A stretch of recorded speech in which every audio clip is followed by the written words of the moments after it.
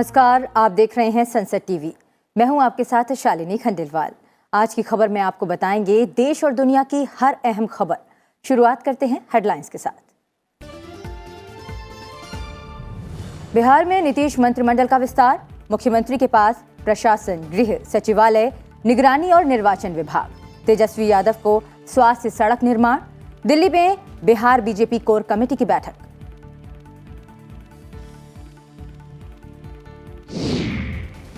जम्मू कश्मीर के पहलगाम में बड़ा हादसा, 39 जवानों को लेकर जा रही बस हादसे का शिकार, 8 जवान शहीद, कई जख्मी। राष्ट्रपति, उपराष्ट्रपति और प्रधानमंत्री ने हादसे पर जताया शोक। रक्षा मंत्री ने सेना को सौंपे कई स्वदेश निर्मित हथियार, कहा नए उपकरण और प्रणालियों से सेना की क्षमता में होगा इजाफा, सीमा पर सेना की तैयारियों को मिलेगी मजबूती। WPI मुद्रास्फीति में जुलाई में गिरावट, 5 माह के निचले स्तर 13.93% पर। खाद्य वस्तुओं समेत विनिर्मित उत्पादों की कीमतों में बड़ी गिरावट।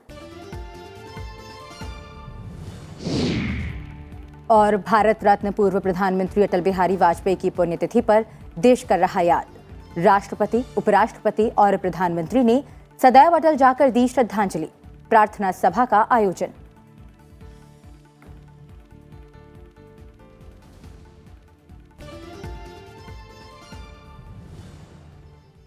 अब एक नजर उन खबरों पर जो आज सुर्खियों में रहीं।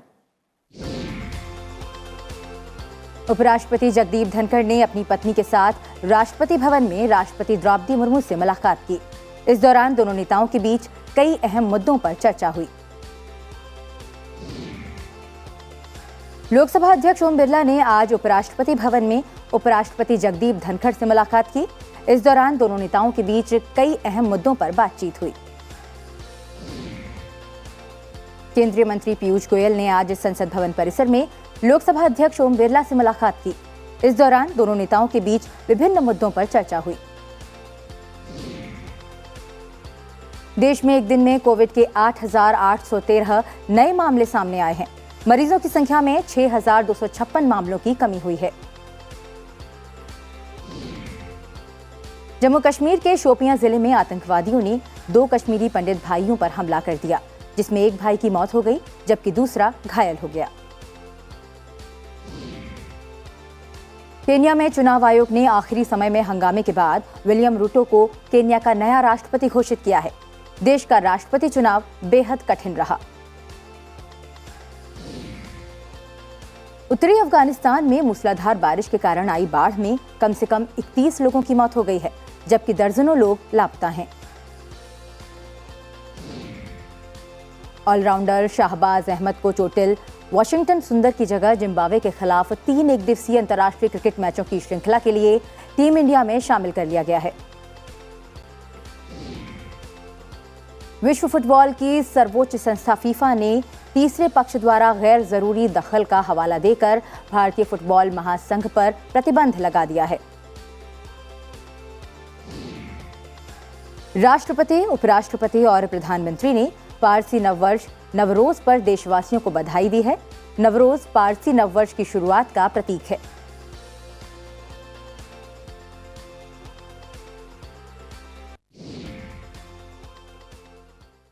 दिल्ली में बीजेपी मुख्यालय में पार्टी की बिहार कोर कमेटी की बैठक जारी है।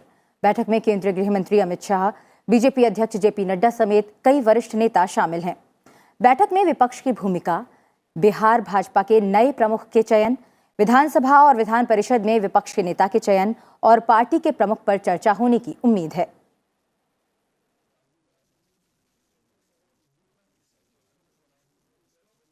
बिहार में नवगठित मंत्रिमंडल में विस्तार करते हुए आरजेडी के 16, जेडीयू के 11, कांग्रेस के 2 और 1 निर्दलीय समेत कुल 31 विधायकों को मंत्री पद की शपथ दिलाई गई। मंत्रियों को विभिन्न विभाग सौंपे गए। मुख्यमंत्री के पास सामान्य प्रशासन, गृह, मंत्रिमंडल सचिवालय, निगरानी और निर्वाचन विभाग हैं। वहीं उप मुख्यमंत्री तेजस्वी यादव को स्वास्थ्य, सड़क निर्माण, नगर विकास एवं आवास और ग्रामीण कार्य विभाग की जिम्मेदारी सौंपी गई है। तेज प्रताप यादव को पर्यावरण, वन और जलवायु परिवर्तन मंत्रालय की जिम्मेदारी सौंपी गई है। इससे पहले राज्यपाल फागू चौहान ने राजभवन में आयोजित एक सादे समारोह में 31 विधायकों को पद और गोपनीयता की शपथ दिलाई।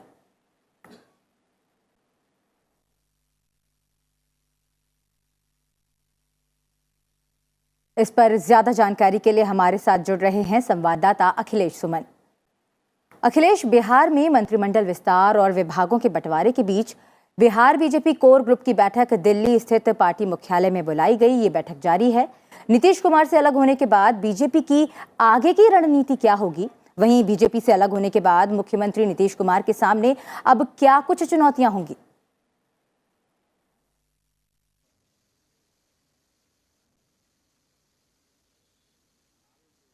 देखिए, अभी ये बैठक चल रही है। बैठक 4:30 बजे शुरू होनी थी आज शाम में बीजेपी के मुख्यालय पे, लेकिन कतिपय कारणों से ये आज की बैठक में काफ़ी विलंब हुआ। लेकिन 7 बजे जब शुरू हुई तो उसमें गृह मंत्री अमित शाह भी थे, बीजेपी अध्यक्ष जेपी नड्डा भी मौजूद थे। उसके अलावा बिहार के प्रमुख जो मंत्री थे, पूर्व मंत्री, वो सब आए हैं। उसके अलावा केंद्र सरकार में जो मंत्री हैं अभी खास तौर पे गिरिराज सिंह, नित्यानंद राय, उसके अलावा पूर्व मंत्री रविशंकर, वो भी इसमें शामिल है। तो इस तरह से कहें कि एक तरीके से बिहार में अभी बीजेपी की क्या स्थिति रहेगी, क्या रणनीति रहेगी, यह एक लाख टके का सवाल है। देखिए, अभी स्थिति ये है कि जैसे ही बिहार में नई सरकार बनी, बीजेपी ने रणनीति बनाई कि चुप बैठना उचित नहीं होगा। इसके लिए उन्होंने धरना देना शुरू किया और अपनी पार्टी को पूरी तरह से एनर्जाइज करना शुरू किया। अब आगे 24 तारीख को शक्ति परीक्षण होना है, जिसमें कि vote of confidence Nitish Kumar जो सरकार है उसको अपना बहुमत साबित करना पड़ेगा। तो उस समय बीजेपी की क्या रणनीति होगी। उसके अलावा स्पीकर के मसले पे भी है कि स्पीकर ने अभी तक रिजाइन नहीं किया है, जो विजय कुमार सिन्हा है जो बीजेपी के हैं। उस मसले पर बीजेपी की क्या रणनीति रहेगी। उसके अलावा बीजेपी में जो ऑर्गेनाइजेशनल मामले हैं, उन ऑर्गेनाइजेशनल मामलों पे किस तरीके से संगठन को इस तरीके से बनाया जाए ताकि जिस सामाजिक समीकरण की आड़ लेते हुए आरजेडी और जेडीयू ने नई सरकार बनाई है, वही सामाजिकरण समीकरण आगे भी बना रहेगा तो निश्चित तौर पे एक बड़ी चुनौती होगी बीजेपी के लिए। तो उस सामाजिक समीकरण के समानांतर किस तरह से अपने या तो केंद्र के कार्यों द्वारा या बीजेपी जेडीयू की सरकार थी उसमें किए गए कार्यों के द्वारा या अन्य किस तरीके के मुद्दे उठाए जा सकते हैं असेंबली में और जनता के बीच में, इन सारे मुद्दों पर विचार चल रहा है। और निश्चित तौर पर तकरीबन जो संभावना व्यक्त की जा रही है कि 9 बजे के पहले बैठक समाप्त नहीं होगी। उसके बाद पता चलेगा कि किस तरह से बीजेपी की रणनीति है। लेकिन निश्चित तौर पे जो बिहार में मंत्रिमंडल के कार्यों का बंटवारा हुआ है, देखिए शालिनी, उसमें जेडीयू को लाभ हुआ है। जेडीयू की संख्या विधायकों की कम है लेकिन 11 मंत्री उनके हुए हैं। तो इस तरह से कह सके कि जेडीयू ने उस मामले में काफ़ी सावधानी बरती है कि उनके जो सदस्य हैं उनको भी प्रमुखता मिले। और जिस तरीके से संतुलन बिठाया है नीतीश कुमार ने कि अपने पास गृह रखा है, उसके अलावा अपने ही विधायक जो हैं उन विधायक को उन्होंने फिनांस दिया है, तो कह सकते हैं कि गृह और फिनांस दोनों मंत्रालय जो हैं जेडीयू ने अपने पास रखे हैं। उसके अलावा ग्रामीण विकास मंत्रालय भी जेडीयू के मंत्री श्रवण कुमार को दिया गया है। तो फिनांस, होम और ग्रामीण विकास, ग्रामीण कार्य तेजस्वी यादव ने जरूर लिया है, क्योंकि मुझे लगता है कि किस तरीके से विभाजन करेंगे वो ग्रामीण कार्य और ग्रामीण विकास मंत्रालय के बीच में, लेकिन तेजस्वी यादव चाहते हैं कि उसमें भी उनका हस्तक्षेप रहे। लेकिन सबसे जो प्रमुख बात है कि तेजस्वी यादव ने अपने पास स्वास्थ्य मंत्रालय रखा है और स्वास्थ्य मंत्रालय के माध्यम से मुझे जो सूचनाएं मिल रही है कि आरजेडी की कोशिश ये है कि केजरीवाल जो मॉडल है कि स्वास्थ्य को किस तरीके से आम जनों के बीच में सर्वसुलभ किया जाए, या तो वो क्लिनिक बनाए या किस तरीके से उसे करें ताकि जनता में जो उनके मामले में खासतौर पर तेजस्वी यादव, उनके पिता लालू प्रसाद यादव के मामले में कहा जाता है कि एमयूआई समीकरण जो है मुस्लिम यादव समीकरण से वो बाहर नहीं निकलते। तो इस बार तेजस्वी यादव के सामने चुनौती है कि वे इस समीकरण से बाहर निकलकर बिहार की आम जनता के बीच में अपनी पैठ बना सकते हैं कि नहीं बना सकते हैं। तो चुनौती सबसे ज्यादा तेजस्वी यादव के साथ है और अगर उनका तालमेल नीतीश कुमार से नहीं बढ़ा तो उसका घाटा भी आरजेडी को उठाना पड़ेगा। तो सबसे जो बड़ी चुनौती है वो आरजेडी के सामने है और नीतीश कुमार को दोनों तरफ से फायदा होता है, या तो आरजेडी रहे या बीजेपी रहे। वो धन्यवाद इस जानकारी के लिए। और बिहार की इस सियासत पर हमारी नज़र बनी रहेगी और संसद टीवी इसके बारे में आपको जानकारी देता रहेगा। बढ़ते हैं आगे। जम्मू कश्मीर के पहलगाम में बस के गहरी खाई में गिरने से आईटीबीपी के 7 जवानों और एक पुलिसकर्मी की मौत हो गई, जबकि 32 लोग घायल हो गए। आईटीबीपी कर्मी अमरनाथ यात्रा की ड्यूटी से लौट रहे थे। आईटीबीपी के 37 जवानों और 2 पुलिसकर्मियों को ले जा रही बस चंदनवाड़ी और पहलगाम के बीच गहरी खाई में गिर गई। आईटीबीपी के 2 कर्मियों की घटनास्थल पर ही मौत हो गई, जबकि 5 अन्य ने बाद में दम तोड़ दिया। 6 घायल सुरक्षाकर्मियों की हालत गंभीर बताई जा रही है। उन्हें उपचार के लिए हेलीकॉप्टर के जरिए श्रीनगर ले जाया जा रहा है। इस बीच जम्मू कश्मीर के उपराज्यपाल मनोज सिन्हा ने हादसे में जख्मी हुए जवानों से मुलाकात की।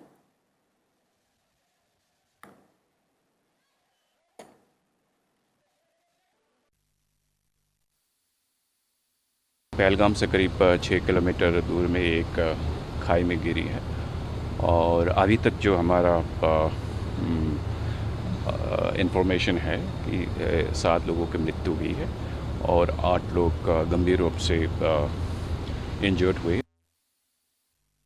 देश की सीमाओं पर बढ़ती चुनौतियों के बीच रक्षा मंत्री राजनाथ सिंह ने आज कई स्वदेशी हथियार सेना को सौंपे।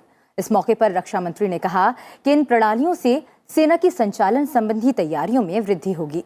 इस मौके पर भारतीय सेना के futuristic infantry soldier in a system की नई हथियार प्रणालियों और AK-203 असॉल्ट राइफल सहित उपकरणों की जानकारी रक्षा मंत्री राजनाथ सिंह को दी गई। स्वदेशी हथियारों में फ्यूचर इन्फेंट्री सोल्जर, नई पीढ़ी के एंटी कार्मिक माइन, टैंकों के लिए अपग्रेडेड साइट सिस्टम, अत्याधुनिक उपकरणों के बीच उच्च गतिशीलता वाले इन्फेंट्री प्रोटेक्टेड व्हीकल्स और असॉल्ट बोट शामिल थे। भारतीय सेना को स्वदेशी रूप से निर्मित एक ड्रोन प्रणाली भी सौंपी गई, जो LAC पर अग्रिम क्षेत्रों में दुश्मन सैनिकों पर नजर रखने में मदद करेगी। सेना ने चीन के साथ सटी सीमा पर स्थित पेंगोंग झील में तैनात लैंडिंग क्राफ्ट असॉल्ट की क्षमता का प्रदर्शन किया।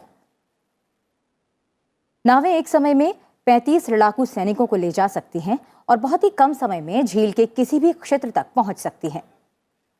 रक्षा मंत्री राजनाथ सिंह ने आज लद्दाख में सियाचिन ग्लेशियर के पास परतापुर आर्मी बेस पर 1 मेगावाट की सौर ऊर्जा परियोजना सौंपी। पावर प्लांट बल की बिजली जरूरतों को पूरा करने में मदद करेगा। लोकसभा अध्यक्ष ओम बिरला राजस्थान केंद्रीय विश्वविद्यालय के 7वें दीक्षांत समारोह को उन्होंने संबोधित किया। उन्होंने छात्रों से कहा कि शिक्षा बुद्धि के विकास, चरित्र निर्माण और आत्मनिर्भर बनाती है। छात्रों के ज्ञान का फायदा देश और समाज को मिलना चाहिए। लोकसभा अध्यक्ष ने युवाओं से देश की राजनीतिक प्रक्रियाओं में सक्रिय रूप से भाग लेने की अपील की। साथ ही उन्होंने कहा कि छात्र अब नवाचार और स्टार्टअप के जरिए दूसरों को नौकरी देने का काम कर रहे हैं। उन्होंने कहा कि आजादी के अमृतकाल में युवाओं को सामाजिक और आर्थिक बदलाव का नायक बनना है। लोकसभा अध्यक्ष ने कहा कि आज दुनिया भर की नजर भारत की ओर है। देश और दुनिया की चुनौतियों का समाधान हमारे शिक्षण संस्थानों से निकलना चाहिए। आपके जीवन में जो कुछ भी आपने प्राप्त किया है,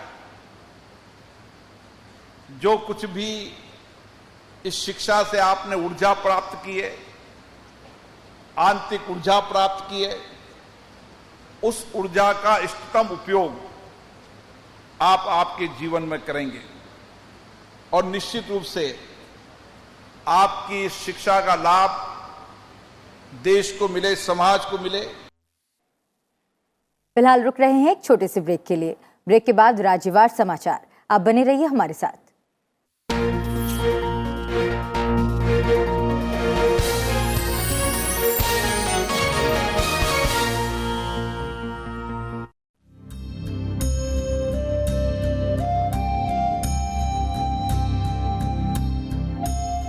India became free 75 years ago. We all know we have fundamental rights. Do you also know that we have fundamental duties? The duty towards our nation, to abide by the Constitution and respect its ideals and institutions, the national flag and the national anthem.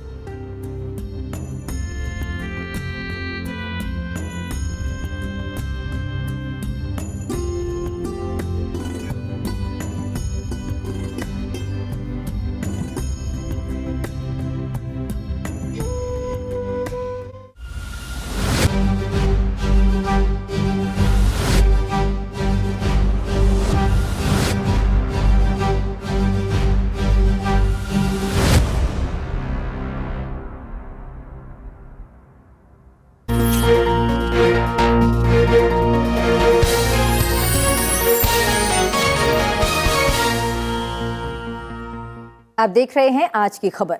बढ़ते हैं आगे और बात करते हैं राज्यों से जुड़ी हुई खबरों की।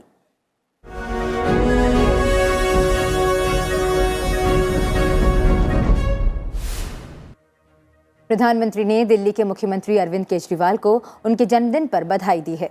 साथ ही उनके उत्तम स्वास्थ्य और दीर्घायु होने की कामना की। केंद्रीय मंत्री पीयूष गोयल ने आईआईटी दिल्ली में पब्लिक सिस्टम लैब का उद्घाटन किया। उन्होंने कहा कि ये लॉन्च अमृतकाल की शुरुआत में जय अनुसंधान के कार्यान्वयन का प्रतीक है। उत्तर प्रदेश के मुख्यमंत्री योगी आदित्यनाथ ने लोक भवन में भारत रत्न और पूर्व प्रधानमंत्री अटल बिहारी वाजपेयी की पुण्यतिथि पर उन्हें श्रद्धांजलि अर्पित की।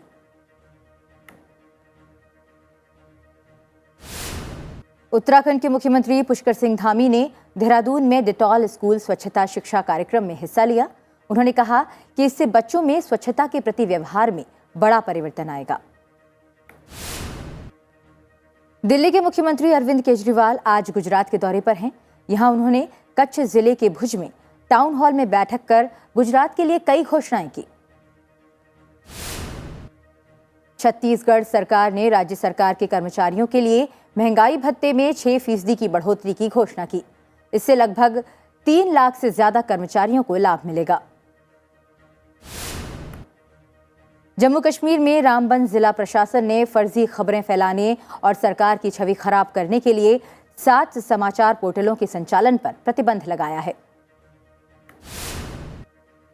CUET स्नातक के चौथे चरण की शुरुआत कल से होगी। इसमें करीब 3,60,000 उम्मीदवारों के हिस्सा लेने की उम्मीद है। उत्पादन लागत बढ़ने के कारण प्रमुख दूध आपूर्तिकर्ता अमूल और मदर डेयरी ने कल दूध की कीमतों में 2 रुपए प्रति लीटर की वृद्धि की घोषणा की है।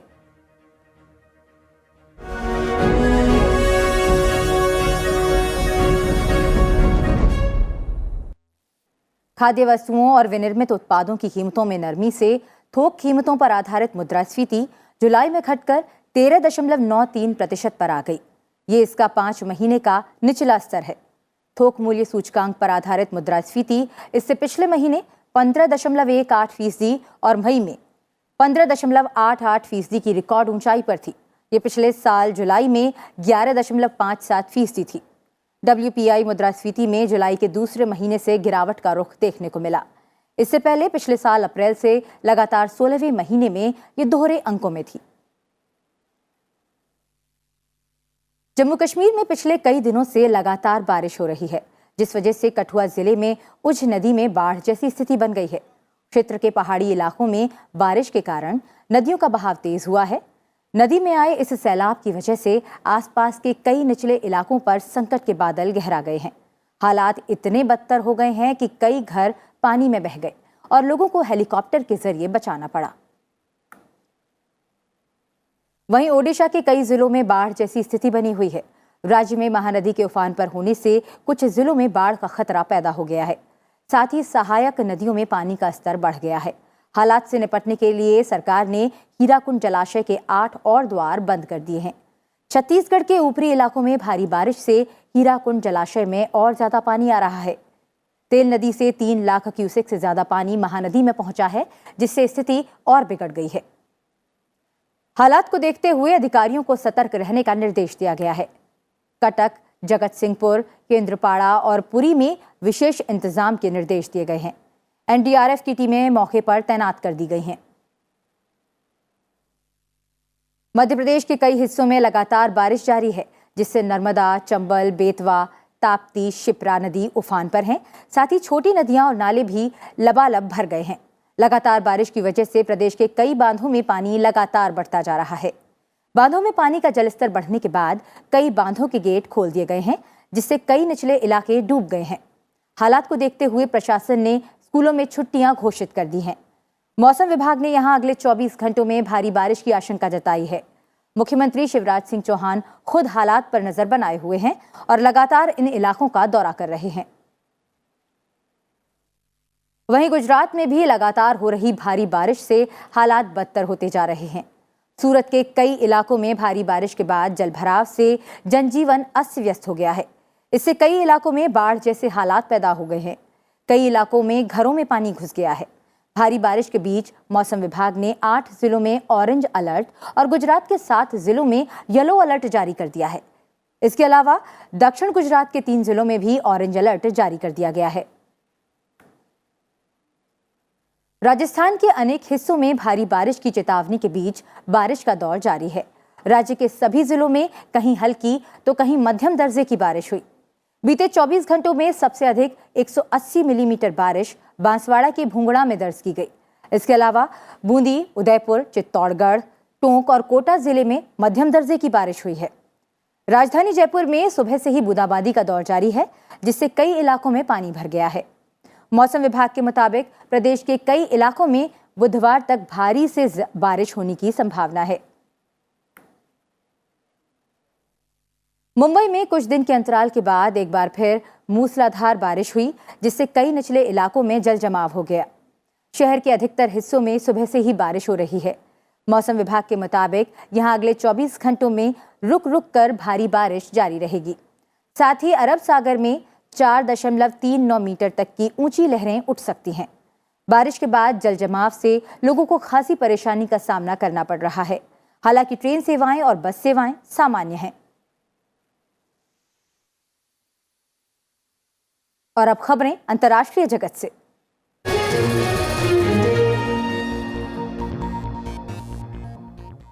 चीन का एक जहाज श्रीलंका के दक्षिणी बंदरगाह हम्बनटोटा पहुंचा है। कुछ दिनों पहले कोलंबो ने भारत की चिंताओं को देखते हुए बीजिंग से बंदरगाह पर इस जहाज का आगमन टालने का अनुरोध किया था। जहाज 22 अगस्त तक यहां रुकेगा। जहाज पहले 11 अगस्त को बंदरगाह पर पहुंचना था, लेकिन श्रीलंकाई प्राधिकारियों से मंजूरी न मिलने के कारण इसके आगमन में देरी हुई। कोलंबो ने जहाज को 16 से 22 अगस्त तक बंदरगाह पर रुकने की मंजूरी दे दी थी। भारत ने श्रीलंका के बंदरगाह पर ठहरने के दौरान इस जहाज की निगरानी प्रणाली द्वारा भारतीय प्रतिष्ठानों की जासूसी की कोशिश करने की आशंका जताई थी। अब बात ईरान की। ईरान ने कहा है कि उससे विश्व शक्तियों के साथ अपने परमाणु समझौते को बहाल करने के लिए तैयार अंतिम मसौदे पर लिखित प्रतिक्रिया दी है। IRNA ने इस प्रतिक्रिया के संबंध में कोई विस्तृत जानकारी नहीं दी, लेकिन संकेत दिया कि ईरान अब भी यूरोपीय संघ की मध्यस्थता के प्रस्ताव को नहीं स्वीकार करेगा, जबकि ऐसा न करने पर बातचीत आगे न बढ़ने की चेतावनी दी गई है। यूरोपीय संघ ने ईरान की प्रतिक्रिया दिए जाने के संबंध में तत्काल कोई पुष्टि नहीं की है। इस बीच अमेरिकी विदेश मंत्रालय के प्रवक्ता नेड प्राइस ने कहा कि अमेरिका अपनी प्रतिक्रिया यूरोपीय संघ के साथ साझा करेगा। यूक्रेन से अनाज लेकर रवाना हुआ जहाज सीरिया पहुंच गया है। सीरिया रूस का करीबी है। इसके बावजूद युद्ध के समय यूक्रेन के साथ उसका खाद्यान्न को लेकर करार हुआ।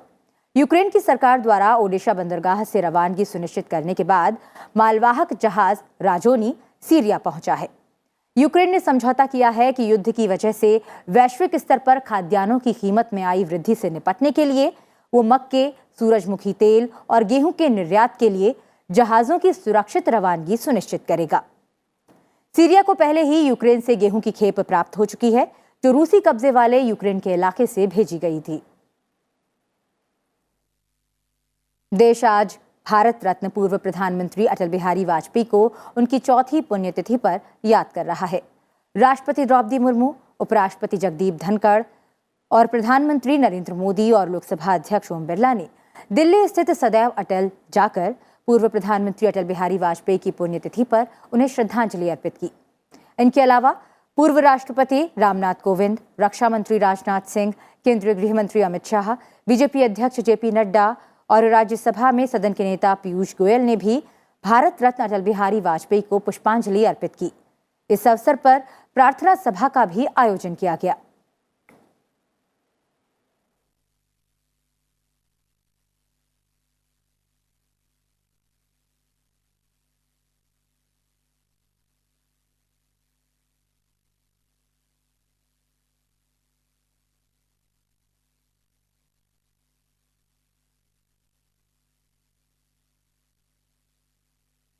खबरों में फिलहाल इतना ही।